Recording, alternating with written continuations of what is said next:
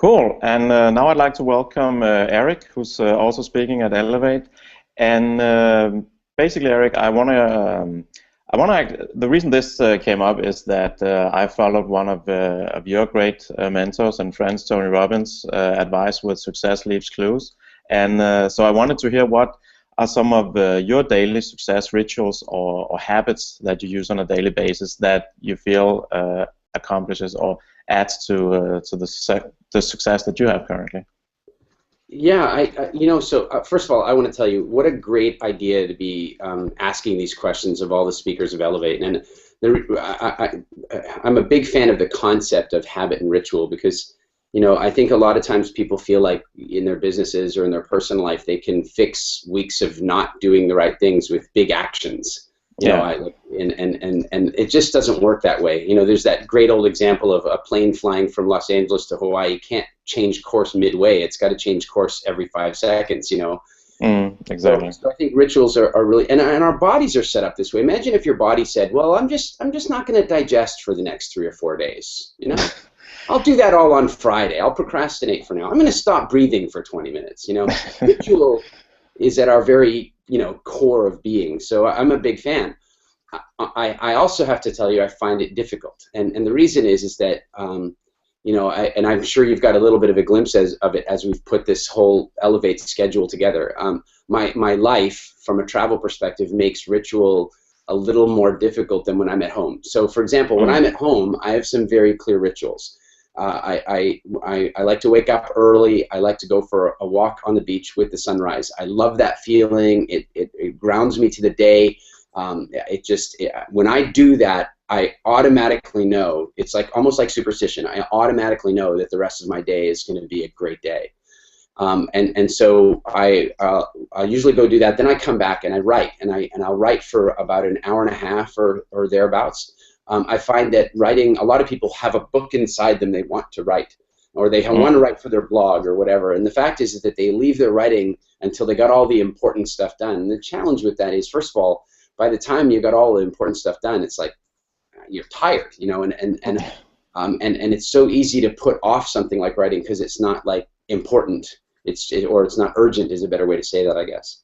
So yeah. I like to do that every morning, and then my wife usually gets up at that point. So now we go for another walk on the beach, and there's a juice bar just down the beach from us. Actually, in either direction, there's one, and we start with a fresh juice every morning. And there's a lot of other rituals that I have through the course of the day. But if I do those when I'm at home, if I do those ones properly, my days are productive. And on the days where, for whatever reason I wake up a little later than usual and I skip one part of it, I'm telling you, if my day is going to go sideways, it goes sideways because I violated one of those rituals. Yeah, that's what I hear from a lot of people, and of course I've experienced myself. Yeah. Over and over every time I've tested it. Yeah. Cool.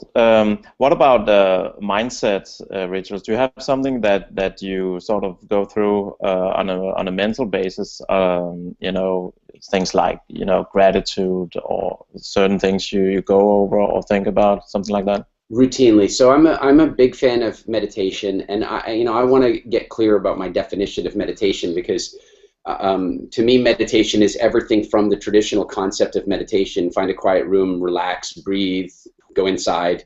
But even for me, like going for a really nice walk or run on the beach is a deeply meditative experience. I'm also heavily into kiteboarding, and I don't know of anything that's more meditative for me than that. When I'm out there catching the wind, racing across the waves, that's kind of when I feel like my mind is, sort of defragmenting all the thoughts and concepts and ideas of the day, and I always come off the water and walk right to my computer because I have notes I have to take down.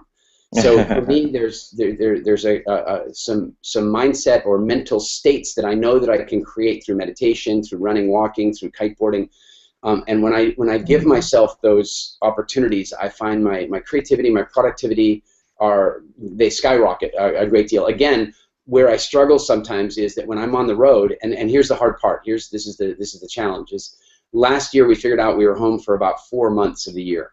So that means for 8 months of the year, we were on the road flying from city to city. Like just imagine, like my schedule for the rest of September Tomorrow I fly to Stockholm. I then do have a few days in London where I'm kind of off and writing and working. But then come next weekend, I start in Lithuania, and from the 8th to the 30th, I will be in 16 different cities doing events with Elevate, and you know, it's like keeping a ritual at that point for me becomes a whole lot more difficult and equally a whole lot more important. Yeah. Because if I fall out of ritual when I'm on the road, when I'm out there giving to all these people and speaking and connecting and meeting all these people, if I fall too far out of ritual, then what happens is that's when I start to crash from an energy perspective. It's really important to me. So, you know, the mindset rituals that I maintain that I'm really strict about when I'm on the road is I absolutely must meditate. And I meditate first thing in the morning, and I meditate at night. I meditate in the morning because I want to set my mindset up for the day. I meditate at night because I want to make sure that when I'm sleeping that I've kind of got, you know, for lack of a better way of saying it, I've got a clean mind. Yeah. Yeah, absolutely. I do the exact same thing, you know, go over through the day and look at what were the positive things and what were the challenges, and if any adjustments. I find that work extremely well. Yeah. And, you know, Michael, there's two other things that I think are important to mention that, you know, when you talk about gratitude, I'm a very big fan of self-directed focus. You know, you mentioned Tony Robbins. So, I mean, Tony's been a huge influence on me over the years, and I was really privileged a couple of years ago to spend a year touring around with him, and it was a really great reminder of the things that I learned from him when I was 18, 19 years old. And one of the things he talks a lot about is the power of questions, obviously, and that's what I mean by self-directed focus. So one of the things that I do very regularly is ask deliberate questions. And unfortunately, the vast majority of people are asking, you know, accidental questions like, "Why is this happening to me?" You know, why do things always go wrong? And why am I such a victim, or whatever the case may be. And I'm really much more a fan of asking really deliberate, focused, intentional questions like, what am I most excited about today? You know, what am I most proud of from yesterday? What am I happiest about in my life right now? And of course, what are all of the amazing things that I'm grateful for in my life? And here's the challenge. Sometimes people get into a place in their life where they're not feeling grateful. They're not feeling happy. And so they ask a question like, what am I most happy about? And their mind goes, nothing. You know, what we have to do at that point is we have to get a little bit more creative, because when you're not feeling, you know, lucky or grateful or happy about something, it's like we need to find a way to remind ourselves that there's a million things to feel happy and grateful for. So I like to change and say, what could I feel grateful and happy about? Or what was I happy about yesterday? And then it kind of begins to bring those thoughts back and control the focus.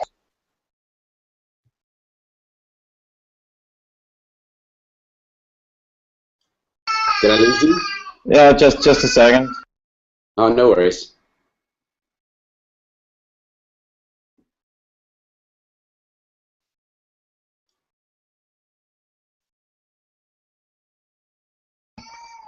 There's something going on in the background. I need to. Can you hold on for 1 minute? Oh, no problem at all. There's one of the things to be grateful for, even when it's the timing.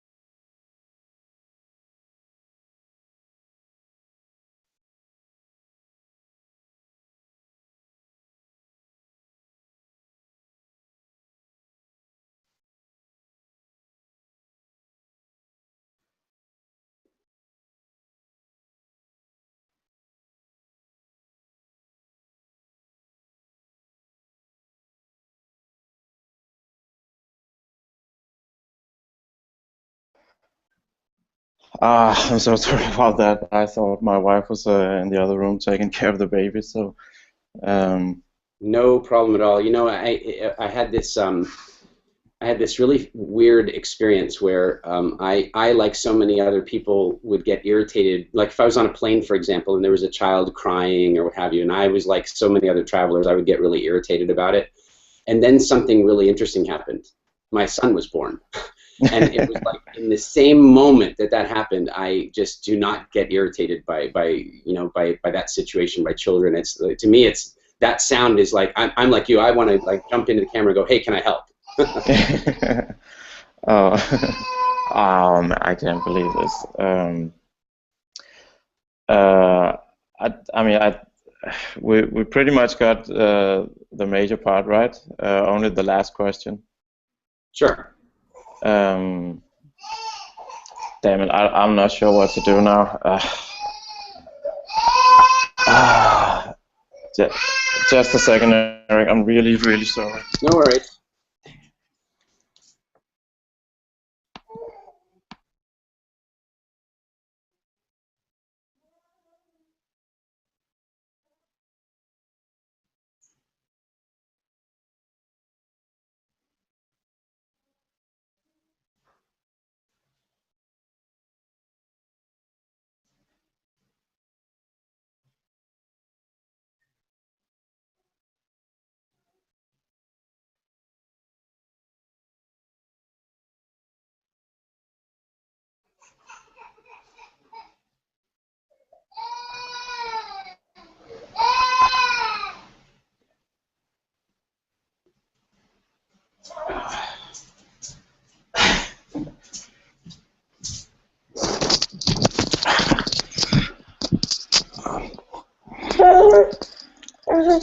I'm really, really sorry about that, Eric. That is a good solution right there. Yeah. So who are we meeting? It's Lucas. Lucas. My 11 months old son. Oh, wow. He usually sleeps like a hawk for like an hour, so that's probably why my wife left. Yeah. Okay, so what do we do now? Do we just Listen, my experience of doing interviews and that kind of stuff is that real life is here, and I haven't. It's not bothering me at all. So if you're okay, I'm happy to finish. Okay, yeah. Okay, so let's go for the last question, which is sort of on the opposite end. And let me just explain that we had a little incident here, a little wonderful incident.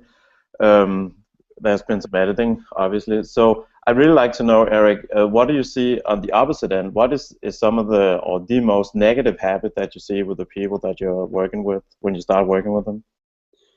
Wow, that's a long list, and frankly, it's a long list because it comes from my own list of mistakes I've made in business over the years as well. One of them is thinking that you can handle. Thinking that massive action is going to replace ritual. I think a lot of times people do that. They think, well, you know what, I can let this go, I can let that go, and if I can work really hard, and then I can solve the whole problem. I think that's a big one.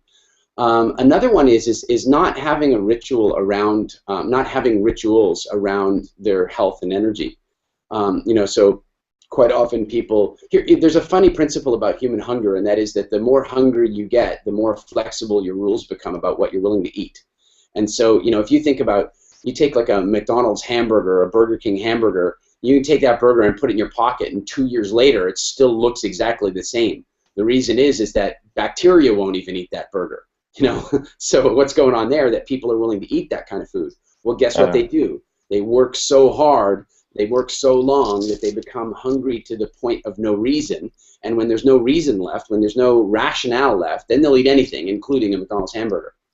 So I think one of the key ritual violations that people make is not planning nourishment, hydration, and exercise into their life. And if there's one area where you definitely cannot simply take massive action to fix years of doing it wrong, that's with your health and diet. And of course, that's these days. Yeah, and I guess it's believing in the wrong type of shortcuts. Yeah. Right? Yeah. Cool. All right. I mean that's it. And thank you so much for your patience. No worries at all. Honestly, it's a Saturday morning. We're having a casual conversation. It's all good. Well, and I suppose one of the things I wanted to achieve with this interview series is a peek behind the curtain, and I guess people got more than what we've bargained for.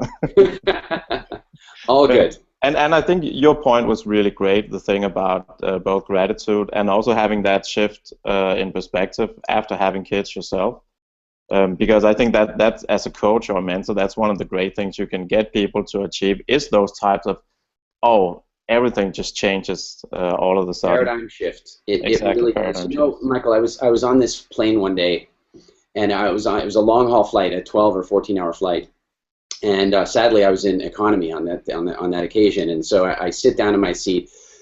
Because of my status with the airline, at least I had a nice bulkhead seat, you know, and then all of a sudden this woman came and sat down beside me, and she had a 2-year-old baby and a newborn, and this was her second or third long haul flight. Like, she's relocating all the way around the world. Her husband had flown out a couple of weeks earlier, and this woman looked like she'd aged about 10 years in the last 2 flights. Like, she was just at the end, and the kids were at the end, and I think what's so often is that a lot of times people don't realize that the stress that they're feeling when the baby is crying is communicated to the parent, and now the parent's stress is going to the baby, and so in a weird way, the other passengers are making the baby cry, and they don't understand that.